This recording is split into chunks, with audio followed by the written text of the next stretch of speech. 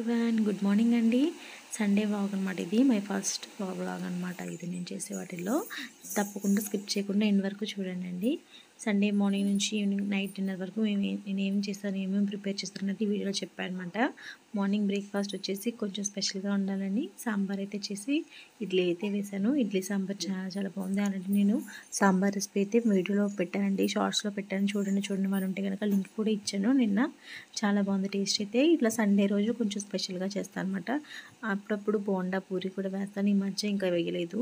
ఇంకా ఈ సండే మాత్రం ఇంకా మార్నింగ్ బ్రేక్ఫాస్ట్ ఇది. నెక్స్ట్ ఇంకా ఆఫ్టర్నూన్ లంచ్లోకి బగారా రైస్ అను పన్నీర్ కాజు కర్రీ అయితే చేస్తానండి. రెసిపీస్ నేను షూట్ చేస్తాను ఆల్రెడీ. వీడియో అయితే లింక్ పెడతాను, ఫుల్ వీడియో చూసేయండి.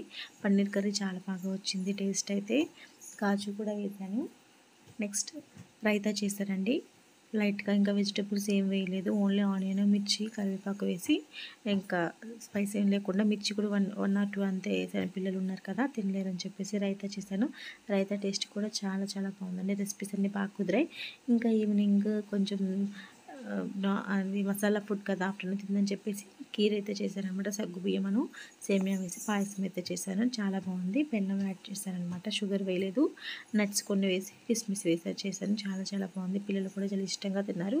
ఎప్పుడైనా మీరు బెల్లం వేసి చేయండి ఒకసారి, షుగర్ని స్కిప్ చేసి. చాలా బాగుంటుంది బెల్లంతో ఈ స్వీట్ అనేది. తప్పకుండా ట్రై చేయండి. నేను ఈ వీడియో లింక్ అయితే ఇస్తాను, షార్ట్స్లో పెట్టిన. ఆల్రెడీ చూడని వాళ్ళు ఉంటే నా వీడియోని ఖచ్చితంగా చూడండి. నా ఛానల్ని అయితే సబ్స్క్రైబ్ చేసుకోండి మర్చిపోకుండా.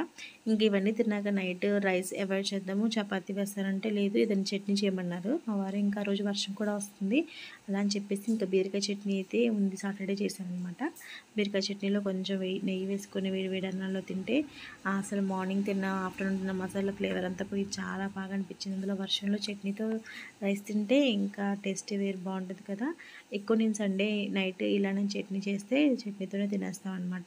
ఆఫ్టర్నూన్ కర్రీస్ ఉన్నా కూడా మండేకి ఉంచేస్తాను ఇంకా ఫ్రిడ్జ్లో పెట్టేసి. బీరకాయ చట్నీ అండి ఇది, చాలా బాగా వచ్చింది. పచ్చిమిర్చితో చేశాను అనమాట. ఫ్లేవర్ కూడా చాలా చాలా బాగుంది. కొంచెం నెయ్యి వేసి పెడితే పిల్లలు కూడా చాలా ఇష్టంగా తిన్నారు. Thank you for watching. నా ఛానల్ అయితే సబ్స్క్రైబ్ చేసుకోండి.